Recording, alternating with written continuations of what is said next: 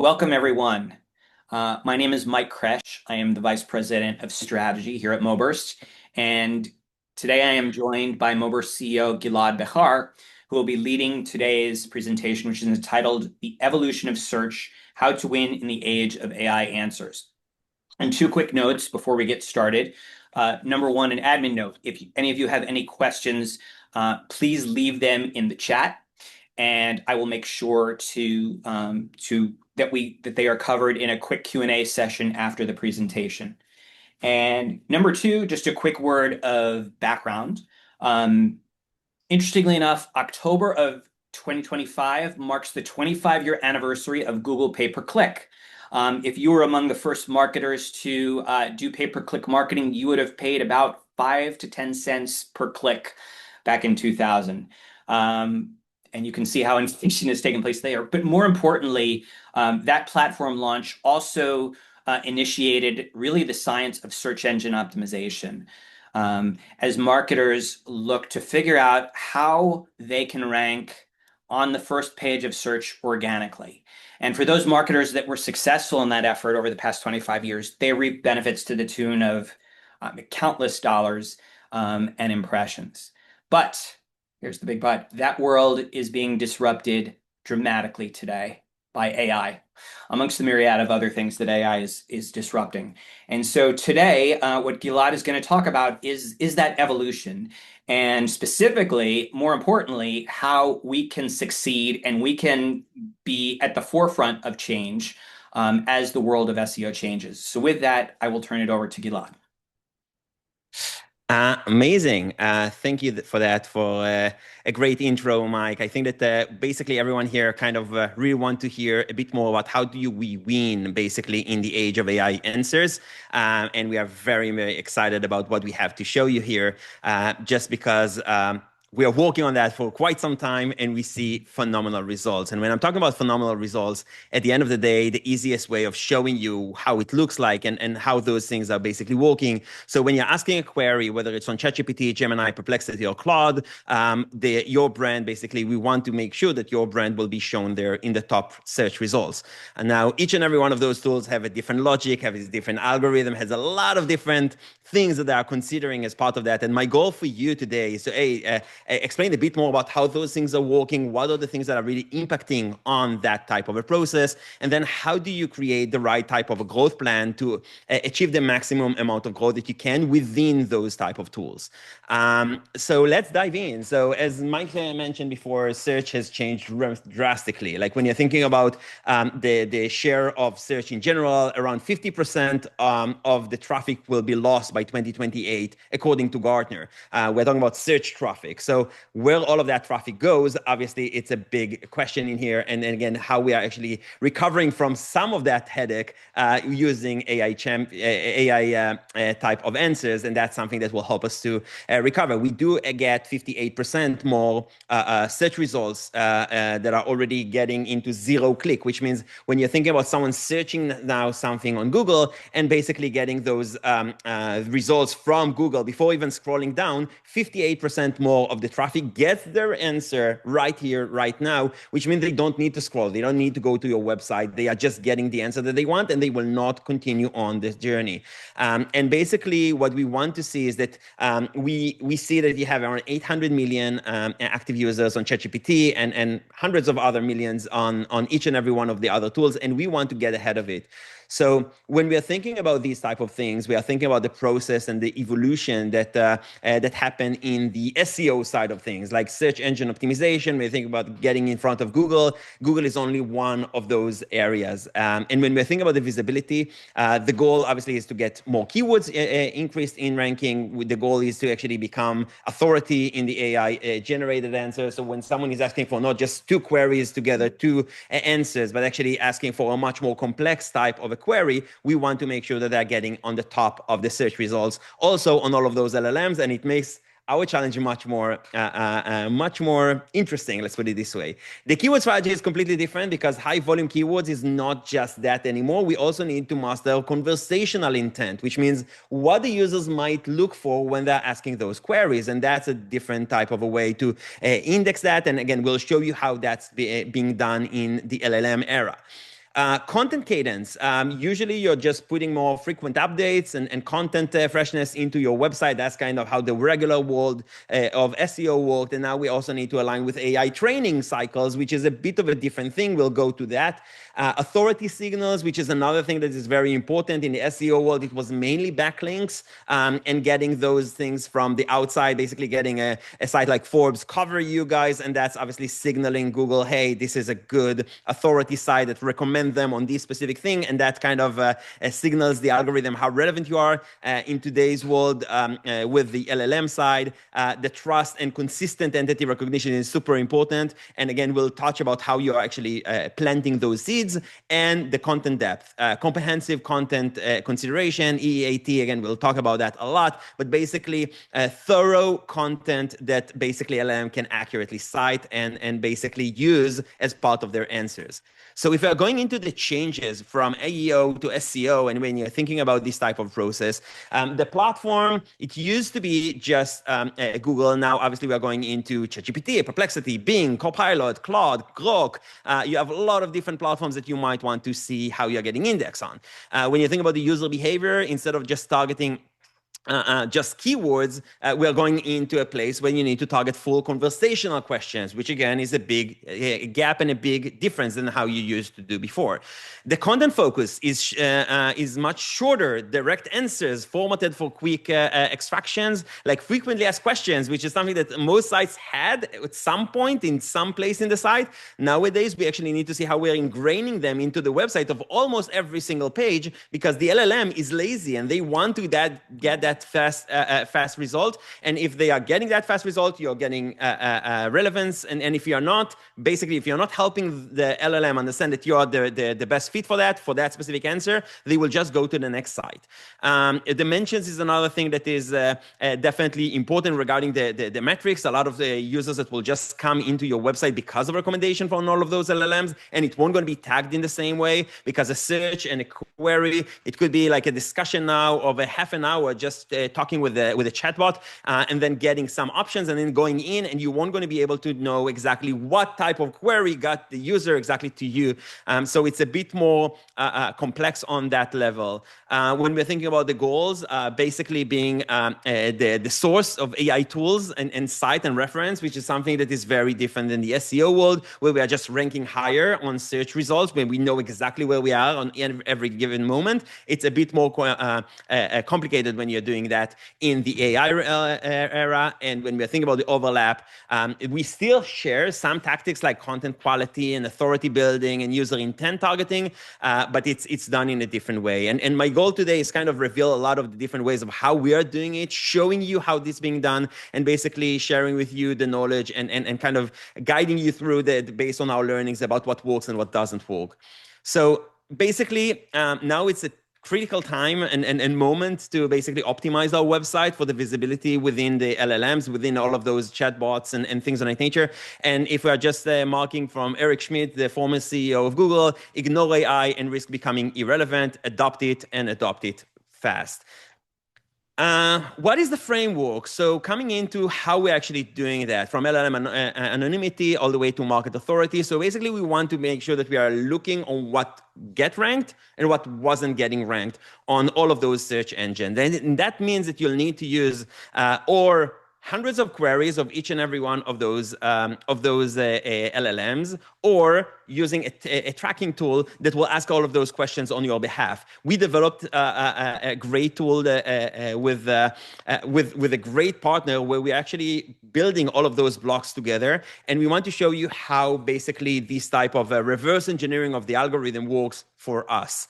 So we start from a competitive blueprint. Like basically we are kind of comparing, and these are the actual results that we have for us, because under the NDAs that we have with all of our clients, we had a lot of challenges of sharing a real client information in here. So we kind of said, hey, we can show what we are doing for us. It will be much easier. I hope that most of my competitors won't going to be able to steal too much of what we are doing today. And it's nothing compared to what we'll have there in the next couple of months. So I'm not too worried. So you can see here now Moburst against other mobile marketing agencies, digital agencies, PR agencies, and digital transformation agencies. And by the way, Uber is like an there is an agency called Uber. It's not like the Uber app that you might think of.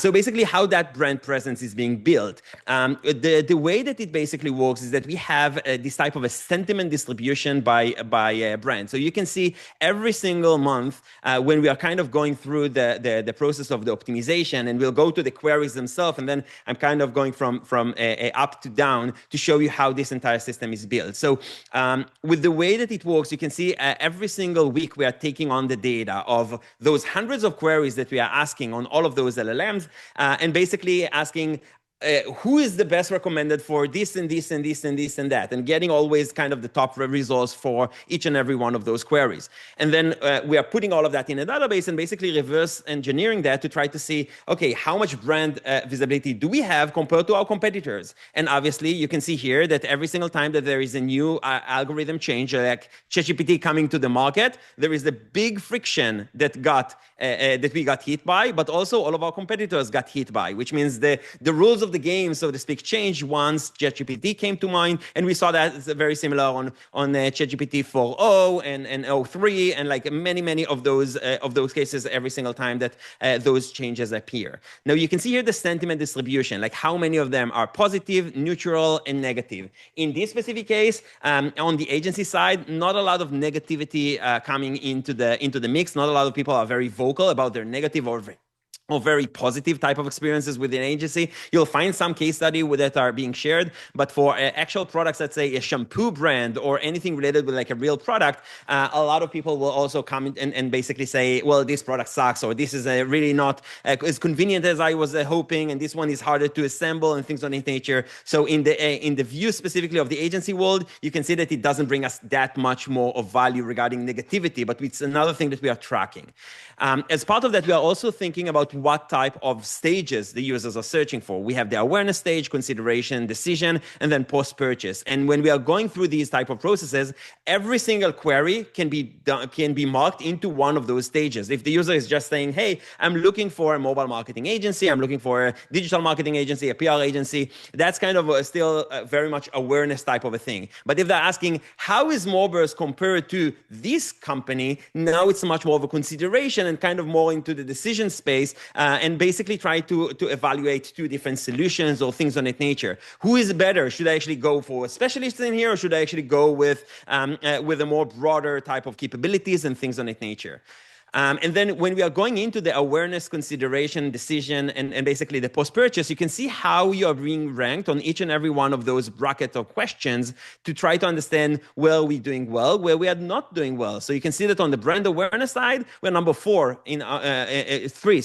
against our competitors, specifically in here, Edelman in the PR. They're really giving us a hard time. Again, it's a massive beast. But when we are thinking about the consideration stage, we are number 1 compared to other agencies by a pretty large type of volume, and also on the decision making, we are really in the top of that list. And how does that all factored in? So you're asking, okay, so they're giving themselves scores. How does that actually work? So let's go by a specific topic. So the way that we are kind of going at it is that we are trying to think, what can a user search for that we want to get ranked really highly for? So let's say app marketing services, mobile marketing services, app organic services, or digital marketing, creative, media buying. We have lots of different solutions. Each of those, you can say that these are different products of what we sell. So you can see how we are being ranked by 18 prompts, 20 prompts on each and every one of those niches. If we're going deep into the app marketing services, where we are kind of where we started in 2013, basically this is how that type of a thing works. So you can see here the prompts. Can you recommend top agencies for mobile app growth marketing? And then basically what we are asking is, we are asking exactly the same query to all engines. So ChatGPT, AI Overview, Gemini, Perplexity, and Claude, and trying to see what is the answer that we are getting from them. So if you are tapping here on the green, you'll be able to see this is the answer by Google AI Overview. And with Google AI Overview, basically the answer that they're giving, full service and data-driven agency about this specific query, number 1 is Moburst. Okay, fantastic. And then if you're looking on the next one, just for example, moving to Perplexity and saying what happens on Perplexity, we're also number 1 on that specific esteemed list. So we can kind of go back in here and basically see 18 different prompts or 20 prompts or 50 prompts, as many as we want, about what are the type of queries and how do we actually get ranked on each and every one of those things. We marked it in different colors so it will be easier for us to say where we have a problem and where we have a great solution in place. So you can see in here, for example, for Claude, it's absent. And again, we will show you how that basically looks like, but we're asking exactly the same query for all 5 engines and then seeing where we are actually getting ranked, where we are not, and tracking it and basically taking that type of measurement every single week. So we will be able to see what happens and how we are fluctuating between the different months. So basically, if you're thinking about these type of things, these are just continue on looking on those specific queries. Can you recommend agencies that specialize in app store optimization and mobile advertising? And you can see here that specifically in ChatGPT, we are absent. And how that absent answer looks like right now, when you're asking that by ChatGPT, in here we are not part of the recommended agencies. So with that, we know what do we need to optimize, and if that query is important for us, obviously, how do we start pushing that in front of the LLMs? And we'll show you how we basically impact that in a really nice way. But as you can see in here, most of the things that we are working on, we are present very, very nicely. And again, when we started, it was all red. And again, within a course of 4 months, we managed to get a lot of those greens. And that's exactly what we are kind of unveiling today about how we got that done. So basically, within that type of a dashboard, we kind of created this dashboard so we'll be able to see that from all of the different angles. So one thing is that we're asking all of those queries, and we can say, let's show me kind of the big picture of all LLMs. But I can also say, hey, show me that only for ChatGPT, show me that only for Gemini, only on Perplexity. Hey, you know what? AI overviews is super important for me. I want to be focusing on that in the next 2 months, and then basically seeing where we are getting ranked, where we are not getting ranked, and then being able to see, hey, you know what? Grok really, really loves us about media buying and creative. They don't give us any authority for mobile marketing. You can see that Perplexity on the other side saying, hey, UGC agency, they're the #1 for that, but mobile marketing, they're not as strong in the way that it perceived the data. So we can actually mix and match and kind of see where we had the problems, where we have the places that we want to get indexed. And the first process is like mapping out the lay of the land. So finding those 100 queries or 200 queries, for example, asking that for all of the different engines, and then being able to get that as kind of the first step of getting ourselves a database. So we will be able to see, hey, are we doing better this month compared to last month or not? You can see in here that we have around 668 mentions out of 1,500 queries that we are kind of asking in all of the different elements. So we will be able to see a good glance. And you can also get that, and another thing that we've done, and again, with AI today, it's very easy to do. We kind of said, hey, you know what, don't look at us. Let's look just, for example, instead of just Gemini, what they like or don't like about us, we can also go in here and say, hey, don't look at it from Moburst side of things. Let's look at it from feature side of things or NP digital side of things and see how they are, if they were in our, in their shoes, basically, how they are looking at it and what they are getting ranked, what they are not getting ranked, and then be able to kind of evaluate how each and every one of them, what are the things that they are focusing on more, what are the things that are working for them, what are the things that are not working for them. So we'll have some more creativity about what are the things that we want to go after. Another really cool view that we created, and I think that that's another really smart thing to say, is that when you're thinking about the LLMs themselves, we're trying to reverse engineer what does the LLM actually likes. In our space, we said, hey, you know what? We asked all of those hundreds of queries in each and every one of those algorithms. We want to also start seeing it by source, which means if we're asking all of those queries, what are the things that are actually making ChatGPT recommend us or Perplexity recommend someone else? And then we are looking on what are the sources that are being listed on that as part of those LLMs. So we see that basically the blogs is a big thing in here. 2,100 answers that they got from blogs. And then listicles, which is kind of listing sites of the best agencies and things of that nature. Articles is another 978. And then right after that, the homepages themselves, what is written in the homepage, how it's being ranked, marketplace listings, guides, tutorials, forums, communities. And you can see here how many of those mentions are built throughout the entire agency space and what the LLMs basically think that is relevant for them to get us answers. So you can see here, for example, Wikipedia knowledge base is another 109 references from that. So we can filter it all the way by a specific LLM. and saying, hey, only show me for ChatGPT, only about digital marketing agency. And then what basically is taking the precedence of the answers. And then you can see here sources that mention Moburst as part of that, and sources that are big and didn't mention Moburst at all. And then we will know how to actually start going through that and understand, hey, you know what, if we can get an article in here, if we can get mentions in those things, that can help us because they are ranked by ChatGPT and we are not appearing there. And you can dive very, very deep. Like when you're thinking about the full source list, when you're asking, you can just ask ChatGPT, like, why is this company ranked there and things of that nature, and actually getting the list of sources about why basically this company is ranked there. And then when you're getting the full list and when you're thinking about that, Reddit, for example, is a massive opportunity. You can see here that when you're looking on a full list, Reddit actually got 312 responses. So a lot of queries being asked on Reddit, a social network that obviously very, very strong today. And ChatGPT is just giving it so much more power. And this is this type of a thing that looks like very authentic. They have a very good spam policy, so it's not as easy to just insert your answers there. But basically, when a lot of people recommend a specific agency or a specific solution there, it gives us a great credibility. So that's just another place that we can and we should probably work on. And again, we'll talk about that in the recommendations at the end. Another thing that we can also look on is on every single one of the prompt responses that cited basically, if we're going into Clutch SEO, for example, or what have you, on each and every one of those sites, we can go in and basically saying, are they mentioning Moburst? Yes or not? Is the sentiment positive or not? And basically, what type of topic is that for? So again, we are trying to reverse engineer and saying, hey, you know what? Google AI overview, they're not giving us any credibility. Perplexity, not giving us any credibility about that. But Google AI overview about app development services, yes, it is something that gets us much more mentions, and that's something that can help us to build the authority based on how the AI overview looks like.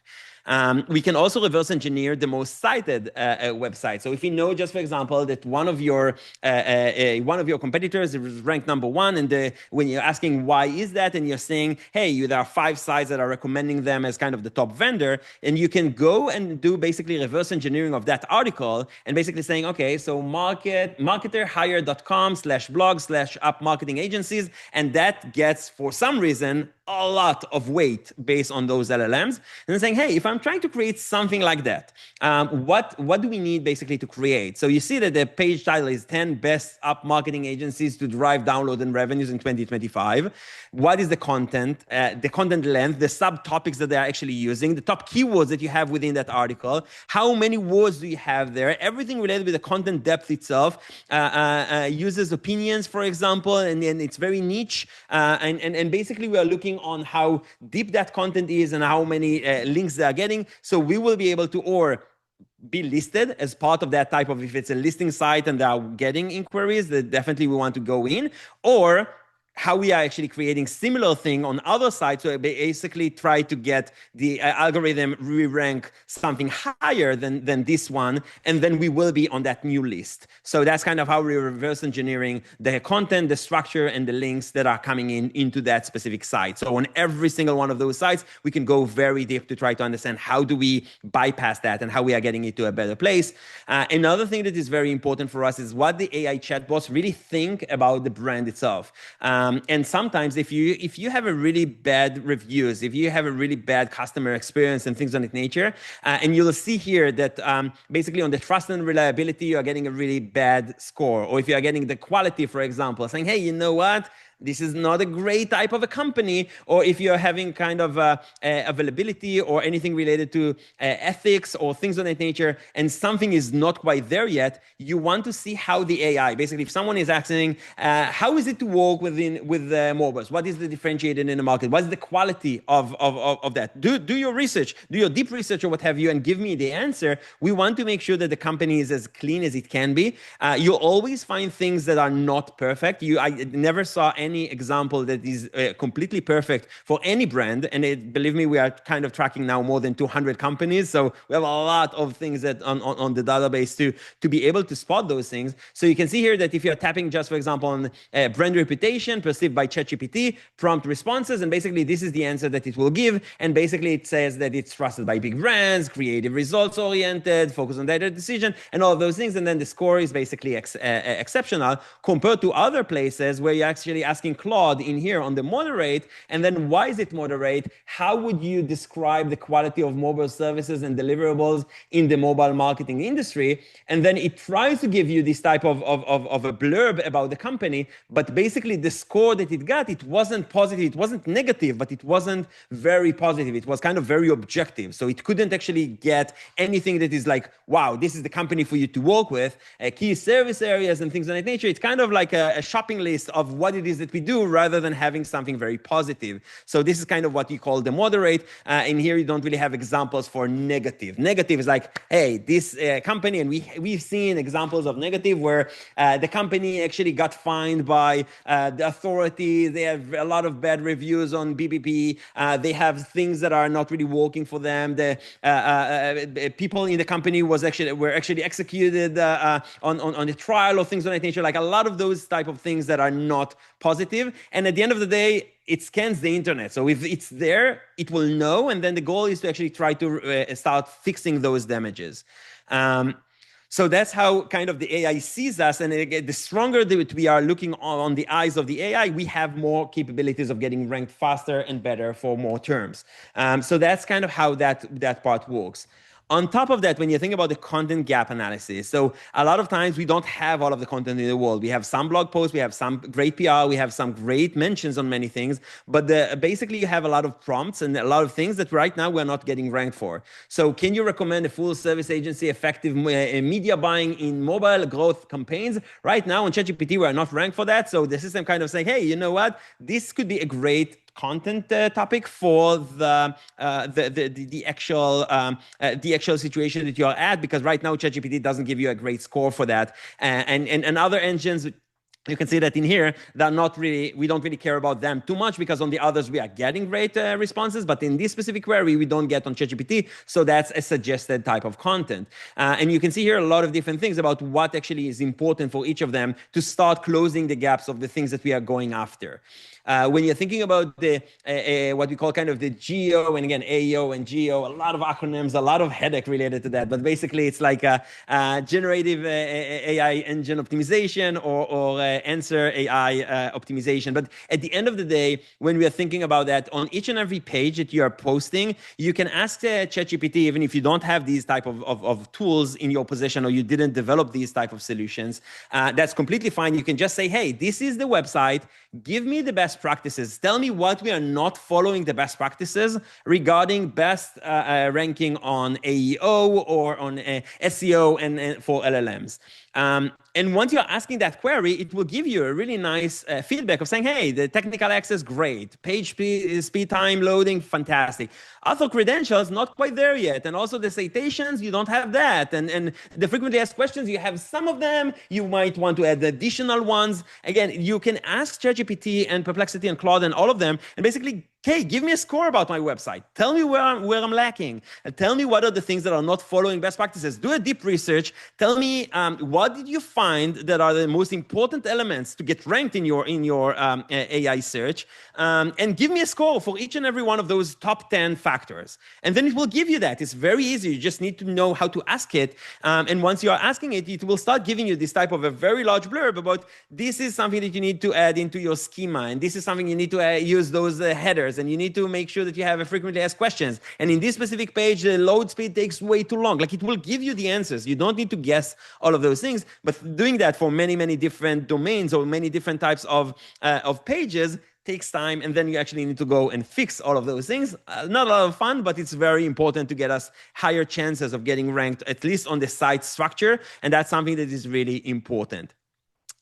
Now, I want to show you, once we are tracking our site, I want to show you how do we actually impact the ability to get ranked. So this is a really cool feature that we created, where you're thinking about every single week, we're asking all of those queries. Sometimes there are big changes for the good, sometimes there are big changes for the bad, but we are trying to see how do we actually get ranked, and getting 32 more answers in a matter of 1 week. So you can see that between the 24th till the 7th of August, basically we had there a cadence of like around 13 days, and we took the data on like the before and after of that week and tried to dive in to see what are the things that are actually making us rank for so many additional things. And if you're tapping on that, basically you can see that we got during this week 33 new citations from all of those LLMs. 32 of them were in ChatGPT. I was saying, wow, what the hell did we get ranked that we weren't ranked before? And we see that it was all of those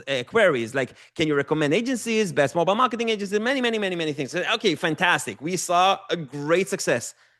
What happened in that week? What have we done that actually made that type of a positive impact? And that's how we are kind of trying to reverse engineer. We are doing so many things, and we are having a log about every single one of the changes. So if we are changing something in the website, if we're adding new blogs, if we're getting new PR, if we're getting podcast mentions, if we're getting lots of different things, social activities that we are doing, a campaign that we've done, we're trying to map all of those things and then match it back to the dates. And what we found is that on that specific week, and we have a lot of things going on for our brand, basically on that specific week, we managed to get an article on Forbes of what is mobile marketing, a beginner guide. And they quoted us. You see here, Orad Eldar, my VP of media, basically she gave a quote about the biggest advantage of mobile marketing, It was another opportunity that the PR team managed to get us. And because we were quoted there, we didn't even have a link. There wasn't a link to Moburst.com or anything like that. Just mention from a VP that was kind of interviewing on Forbes, and Forbes is a massive site. Poof, we got ourselves a great spotlight from the LLM. And then the same week, we also saw 2 more articles. One of them was DigiDay, which is also a big site. Media buying briefing, the upfront is still not done. Why and who benefits from that? And you can see that that was again on 28th of July. And in here we had Hofit, who is our head of SEO in Moburst, that basically also provided her own quote about this type of a topic. And then we had another article on Forbes on 20 essential social media metrics. And here we had Ali Alexandra from the social media team, and basically she gave another quote about what she thinks that are super essential for social media metrics. So with those 3 things that kind of referred back to us, no links, nothing that actually points to Moburst.com, but a quote from an executive from the company, and look on the amount of impact that it brought us on one given week. So PR is a big enhancer of getting us ranked so much faster on so many more topics, and making a very big splash if you manage to do it well. Another thing that we are also looking on is the LLM traffic analysis. So when you're thinking about the traffic analysis, you can see in here how we are actually getting the traffic to our own website. So you can see what is the total traffic that we've had during that specific period of time, the last 30 days, and then how many of those users came from ChatGPT, Gemini, Perplexity, Claude, and other LLMs. So we are actually tracking it on a weekly basis to be able to see what works for us, what doesn't work for us, where that traffic is coming from. And you can see that right now, ChatGPT, for example, this is direct traffic from ChatGPT or from the other LLMs, which means a lot of times you can ask a query and then someone will just come to the website. And if they didn't tap on ChatGPT to get to our website, but actually were searching for that later on and found our website, it will not be marked in here at all. So we are only seeing here probably a friction of the amount of real traffic that is coming in. We talked about the tracking here. It's much more complex, but these are people that actually tapped within ChatGPT into our website or into a specific article and actually want to see that annotation or something like that and come to the website directly from ChatGPT, and it's marked by ChatGPT. So this is how we are also tracking and saying, hey, are we going better than previous month? Are we going worse than previous month? How that looks like week over week, and trying to understand the trends to make sure that we are ahead of the curve. So if we are getting something really well, or if we are getting something that we just got spanked by one of those algorithms, where did we have the mistake, and then what do we need to recover from that? So you can see here the brand presence over time. So if you're taking the data every single week, you can actually measure yourself and saying, hey, are we doing better? Are we doing worse? You can see here the big gaps every single time that a new GPT comes to the market. Again, a lot of activities, a lot of fun with those things to actually start recovering from those and saying, okay, was I only impacted by that? Was the entire industry impacted, the entire niche? And then based on that, what should we do next? So you can see here, Grok 2 released a new version to the public on the 19th, and that didn't make such a big impact. But the ChatGPT 5 that was released on the 6th of August, holy crap, that's a big change that you can see in here, and how that actually rippled on a lot of different niches. So how do we improve the visibility on LLMs? Basically, we have here 3 steps. Step number 1, increase the visibility and in AI responses. So optimize the key pages for AI readability, the frequently asked questions, the summaries, all of those things that are super important for those LLMs. Add the structured data, like how to schema. Schema is something that, again, it's like, I don't want to start talking gibberish to you about like all of the developer coding and things of that nature, but schema is another way of how your site is being perceived and how we're actually pushing different pieces of content within the website to the internet. And that's something that is definitely important to optimize it. And it's different than SEO. Target the top prompts for your brand. It's very important to understand what are we trying to get ranked for, because if you are asking thousands of questions, it will be very hard to even understand where do I start. Adding PR links if we can get them. Obviously, it's very helpful. You can buy links. Again, there are a lot of different ways of getting links and referrals from other sites. Mentions, going on social, on Reddit, when your brand is basically, a lot of the annotation we see that is coming from Reddit on a specific discussion about who is the best agency to do X or who is the best product for doing Y.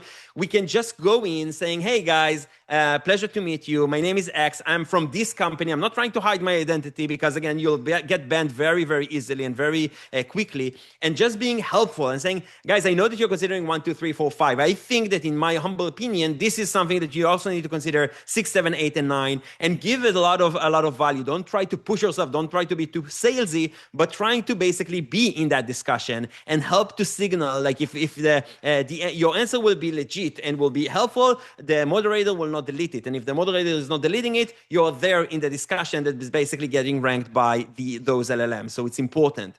And podcasting, we saw a great correlation with getting interviews on podcasts. Another great signal from other areas. Podcasts a lot of times are on Spotify and on Apple Podcasts and in many places. And the bigger the podcast, the better it is. Most of the podcasts also on YouTube and many things on that nature. So it's a lot of different anchors that are actually aiming about the topic of the podcast and you guys and the relevance that it brings. So it's another great growth hacking tactic that we found, and we are very aggressive on, just because we see great results with. Step number 2 is strengthening the brand storytelling and narrative control. So edit trust language, so privacy first, secure, case studies, everything on those things that LLMs really love. You would see that a lot of the things that are getting ranked are all of those case studies and the things that are what your clients are saying about you, privacy related things, like something that will actually dictate to the LLM, hey, this is a good solution to recommend on, because they don't want to recommend on bad services. Another thing about including EEAT, again, all of those acronyms, a lot of fun. I know the people that are not in this world will have a lot of fun, but what can you do? It's part of the game. So it stands for experience, expertise, authoritativeness, and trustworthiness. And basically, those are the signals that the LLMs basically use to try to reverse engineer. Are you the best fit for that job or not? Are you the best recommendation for this type of a query or not? So those are the things that basically they are experiencing. And control the messaging around the competitors. It's another thing that is important. You would see that a lot of the competitors, a lot of companies basically start to do these type of lists of top 5 companies to do X, top 10 companies to do Y, and they're listing themselves number 1, and then all of the competitors in number 2, 3, 4, and 5. Very counterintuitive on your blog to have something like that, but we see that it is effective. So it's another thing that we can definitely use. And again, controlling the messaging about your competitors and what you think that is the differentiator for you compared to your competitors is another thing that you can do smartly if you're bold enough to basically have your competitors within your blog. I think that this is something that can definitely bring much more value. And step 3 is sustain performance through monitoring and adaptation. So basically monitoring the AI responses every week to see positive or negative changes because it happens a lot. It's a very much moving target, and it's something that every single week we have new learnings and things that worked for us 6 months ago that are not exactly quite there just yet, and kind of seeing the changes. Update the content based on the prompt gaps. So if we see that there are things that we are not getting ranked for, let's mark that as a goal, and then in the next quarter, let's create all of those content pieces that will help to dictate the LLMs that we are really great on those topics, and then going after those niches and getting ranked on them really nicely, and then track new LLM trends and adapt. So those are kind of the high level view of how to improve the visibility. And if I'm giving you final tips before we are going into the Q&A, we have here 7 tips from our teams just from the past 3 weeks. So prioritize mention volume. A lot of times getting cited across many sources, let's say Reddit, YouTube, blogs, and all of that, is more effective than single number 1 rank that your competitor is getting on Google on that side. So the AI answers and the summaries that you are getting a lot of times are trying to build a case out of many different mentions and not one very strong authority that they have. So if you are kind of pointing in many directions to your brand, it means that you have a higher likelihood of winning. Focus on the hyper long tail. Like a lot of times when you think about SEO, we're saying, hey, these type of keywords together, like mobile agency, digital agency, PR agency, agency services, who is the best, or things of that nature. Usually on the SEO world, we don't really even think this way. We're just saying, hey, this combination of keywords means that this is a high intent. If it's a high intent, let's go for it. And in here, in the LLM world, who is the best and what are the top and many things on that nature will actually help us to get this type of conversational queries. And on each and every one of those conversational queries, we basically want to see how we are helping the AI understand that we are the best fit for that. So when it's such a hyper long tail, basically there are a lot of different things that we can go after, but it will help us to understand how we are impacting those LLMs to say that for this specific query, we are number 1. For that specific need, you can find better than that. And it's not just going after 2 or 3 keywords together. We talked about Reddit and YouTube quite a lot, but basically Reddit and YouTube are key channels for answering questions and teach LLMs new things. Reddit, you have to be genuinely helpful from real identified account. Otherwise, again, you will get banned. Believe me. We tested the hell out of it. You can't hide. And on YouTube, create boring B2B videos or B2C videos about high value, low competition terms. If you want to go after a very long term that you're saying for this specific question, we have to win. Like it could be only 40 queries a year, but on those 40 queries, every single one of them could be worth for us tens of thousands or hundreds of thousands of dollars. It's worth to create that video, and it's worth to implement that right on YouTube and getting it ranked. And because of that, when AI search will actually start searching for that query, it will see that you have an exact match on YouTube. And if you have a great content there, again, you'll be recommended on that. Optimize your help center. Like a help center usually is being to those long list of documentation. When you're thinking about all of those hundreds of queries, how to use this feature, how to do this, how to do that. Like, okay, who cares? We have this type of manual. Here you go. Take that 300 pages long type of manual. So move it to the main site, to the subdirectory, and basically use it for answering any specific feature question. That's another great way of saying we have all of that content. No one cares about it, so to speak, but AI can do so much things with that and basically just understand what exactly you do and how you do that well. And then with those pieces of content, getting those index on the LLM. So that's another great win. And PR and podcasting are key for rapid indexing. We saw link building and all, is also helpful, but even just a PR, even if you don't have that link directly to your website, it's super helpful to get that mention on those large publications because it's just something that gets us, within a matter of a week, getting ranked for so many more queries. And that's just something that gets us the trustworthiness from those LLMs to basically be very effective tool for growth. And with that, I think that it's a good time to stop here and see if you have any questions. Yes, we have some for you. Sure. Ready? So let's start with the first one from Gilad. This is a great one. So if you have the same question, if the same query is being answered, if the same question is being answered multiple times and different people are getting the answer, how do you know that the answer that you're getting is not biased based on your... So Knowing if the answer is biased or not, I think that it's something, again, most people see ChatGPT and all of those engines as very trustworthy type of platforms, and because of that, most people don't even asking themselves like, can I actually rely on that specific answer? But with the way that it works is that if you're asking the same type of query from a lot of different devices, you would see that you're getting very similar results, unless you have something that was very specific that you trained already when you're talking to ChatGPT every single day, and you're telling them what you really like, what you really hate, and things of that nature, and then it will try to fit you a more personalized approach. But most people on most of the devices, when they're asking those queries, you have like one main question about how that being perceived by the LLM. And if you have the ability to getting impact on that specific query, most people that are getting that answer will just say, hey, this is a reliable thing, and we definitely think that this is the right way of going. So if ChatGPT recommends them and Gemini recommends them or what have you, it seems like it's a good company, or it's a good solution, it's a good product, and because of that, you can just get all of that traffic to you. So that's usually how it works. Okay. Similar question from Mark. Can you account for differences in LLM algorithm programming? Can we, again, sorry? Can you account for differences in LLM algorithm programming? I guess that means that there are nuances within how the different LLMs give questions.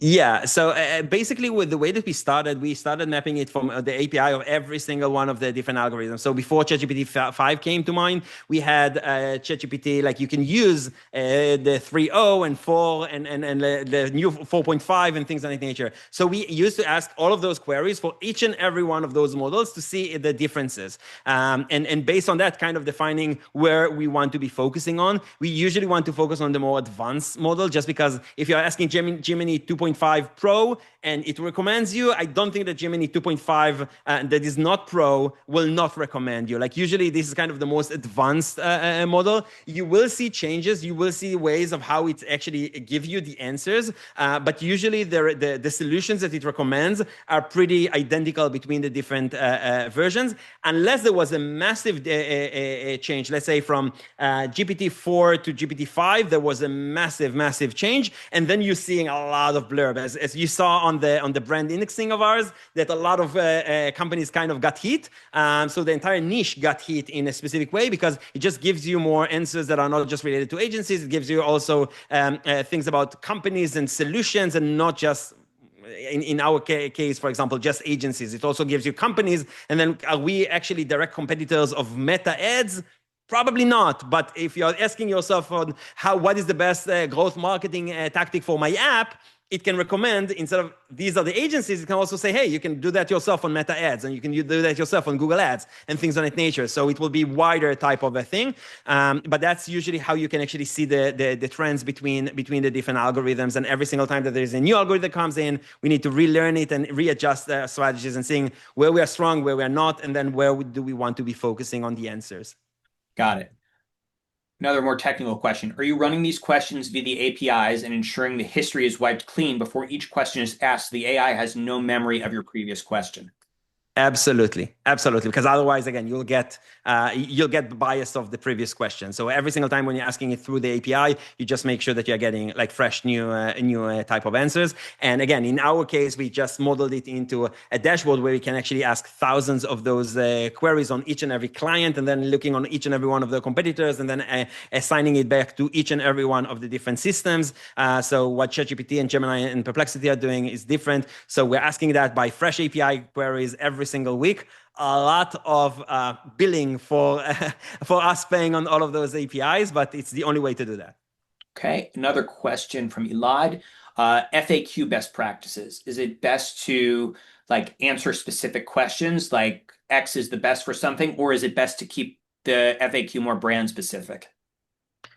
So I think that the FAQ, they're actually asking for a query, and we are trying to get those FAQs to get a very quick answer to a very specific answer, a question that was asked. So basically, you don't want to have there a blurb of 5 sentences or 6 sentences, because then it won't going to be really frequently asked questions type of a thing. You want to be very concise and give exactly to the LLM what they're looking for. So if you're thinking about the fact that you have 2 types of users coming into your website, you have one of them is that the actual user, and the the other one is that the LLM bot that coming in and scrapping everything. You want to help them to get the fastest way possible to the answer. Like one of the things that are really important on their algorithms, how fast can we provide you the best possible answer?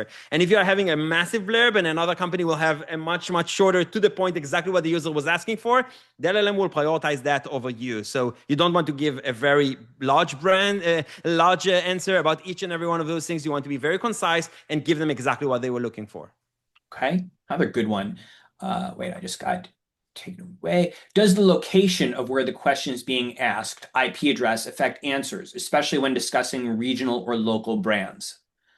Absolutely, it matters. But if, let's say, we saw a lot of differences when you think about English. English could be English, US, UK, Australia, New Zealand, Canada, and things of that nature. And you can also see specific things that are relevant for New York City, for example, or things around New York State, or things of that nature. So if someone is asking a specific query around a specific area, or just, for example, asking another two words with it, like near me, or next to me, or around me, all of those things will give you very local answers compared to when you're asking who is the best of X, and then it will give you kind of the global answer about that in the same language, in English. If you're asking the question in German, again, you might find other results. It will try to comprehend both of those things. It will try to understand the question and what is the best recommended one in Germany if you're asking it in German, for example. So there are correlations. It's not going to be exactly the same type of answers that you're going to be getting from those LLMs. Okay. Are you offering this service to brands as a standalone product, or is this only available for brands that have a larger working agreement with you? If standalone, what is the pricing model? Very interesting.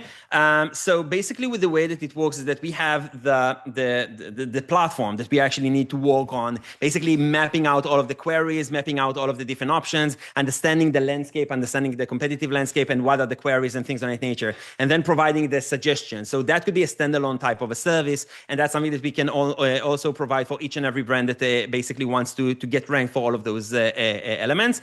Having said that, if you're thinking about the best utilization of that, is not just the AI services as a standalone, because someone need to write content. Again, it could be us, could be whoever, but someone need to write a lot of content in order to be able to get indexed for more things. Someone need to fix many things on the website to get you ranked faster and getting the site load faster and things of that nature if it's not quite there yet. Again, it doesn't mean that you need to have those services every single month from each and every one of those things, but someone needs to help on those things. PR is another great vehicle, whether doing it with us, doing it in-house, doing it with another agency, never mind. But you need to have a PR as part of that program if you want to get it faster. Again, it's not a must-have, but it is an enhancer. The same thing goes for podcasts. So you can go after many different types of podcasters that can actually get you interviews with the top executives, and then getting all of those positive signals back to your site, which is fantastic. You can do that in-house. You can do that with us. But basically, the brands that actually enjoy the most comprehensive approach, and actually doing that together with their work on Reddit and together with the work of creating videos on YouTube, all of that can be done within Moburst. It doesn't mean that we need to fire on every single ammunition every single month. We can very tailor-made it to the client, and what are their objectives, how hard is their competition, where are they ranked, how big of the gap are we trying to close, and then what will be the right type of tool sets that we would recommend. But we can definitely tailor-made it all the way to, hey, we just give you the engine behind that. We are just giving you the recommendation, you implement them, you create the content, and then it's a very not aggressive type of a thing. It's usually ranges like the basic is around $8,000 a month to start on just looking on all of the different elements. The more advanced one, where we're actually writing some piece of content, like 4 LLM related articles to the blog, and kind of fixing a lot of different things on the website, is around 10,800. So it's not a crazy expensive type of a service when you're thinking about the cost factor. But when you're adding in, PR or all of the other pieces, again, it can become a much bigger or much smaller type of what really depends on what is the actual need for the brand to fix their authority there. All right. Along the similar lines, if I'm a B2B startup with low budget, what are the low-hanging fruits for LLM ranking? Fantastic. So I showed a lot of those things on the one of the last slides. Basically, I would start with frequently asked questions. I would ask ChatGPT, again, you're scrappy right now. You don't have the budget. You just want to start getting things fixed as fast as you can. And you can't afford to have these type of agency partners to help you with. That's completely fine.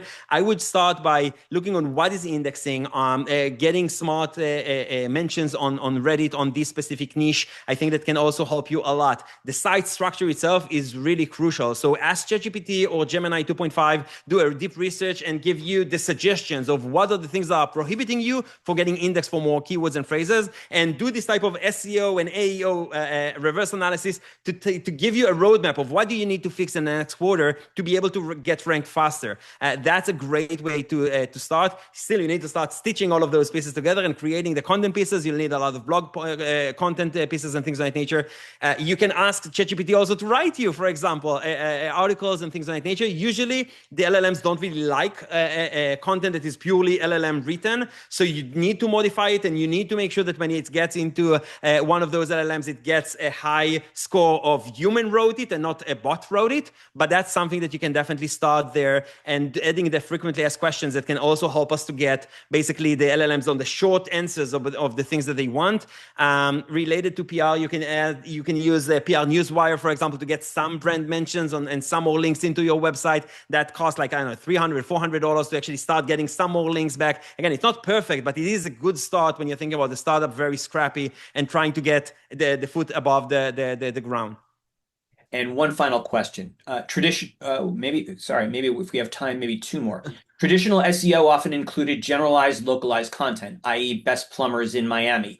Are there any tips on how to better implement it when it comes to LLMs?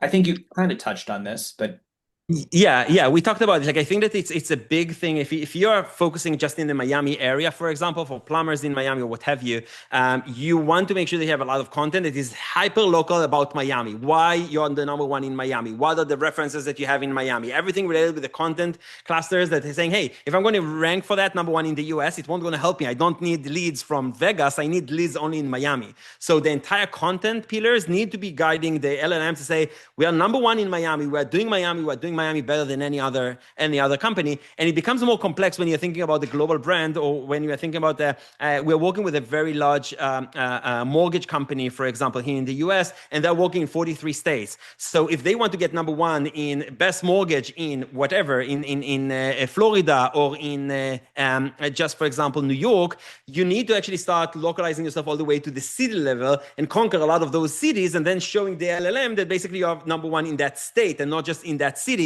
and then basically be getting that authority, which means you need a lot of sub-sites or subdomains that will go after a specific region, and on that region just get a massive amount of content showing why they're number one in that specific location. So it's a lot of work, but it can be done, and the impact there could be like exactly in the start of SEO world. If you're starting yourself and saying, hey, you know what, in 2000, there this thing that's called SEO, and if I'm going to be able to establish myself there amazingly, I will be able to butcher so much more revenues. And instead of paying for each and every click that becomes more expensive every year, I can actually get all of that for free if I'm just planting the right seeds. So I think that it's exactly the same. You just need a lot of content to be able to do that.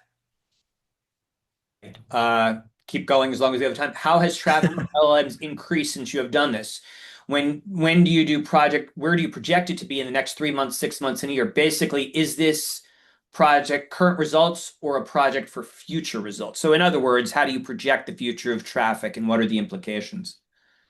So I can tell you that on our own experience in the last quarter was probably the best quarter that we've ever had related to the amount of leads that we got and the quality of leads that we got. And a lot of companies came to us saying, well, we were looking for this solution on ChatGPT, and we found you. And we were looking for this on Gemini or AI results, and like all of the arrows pointed to us to you guys. And we got all the way to, like, we have right now 3 enterprise bids that are massive. We're talking here about like Fortune 10 companies that are reaching out to us and having those type of discussions. So I think that this is something that's proving itself already in a very, very meaningful way. The fact that you are recommended in your niche obviously gives you a lot of credibility, gives you a lot of leads, a lot of potential for generating more growth. And that already happened today. As the time goes by, I think that it will just become more and more extensive, because more people will stop searching for those two questions or three questions in a very short amount of time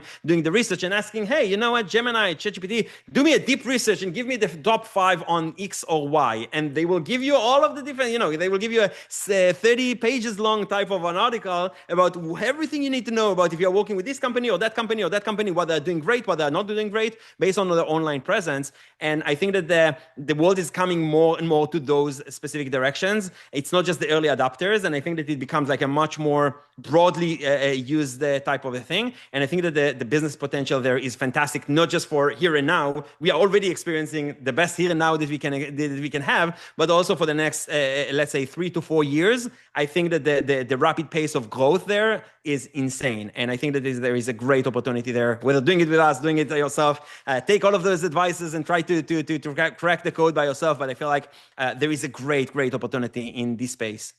All right, one final question, then I do have to let Gilad go. How do you get the data from Google Search AI results? Do they have an API? I imagine that they are currently the largest driver of AI traffic. So I guess the question being the connection between Google Search and AI results.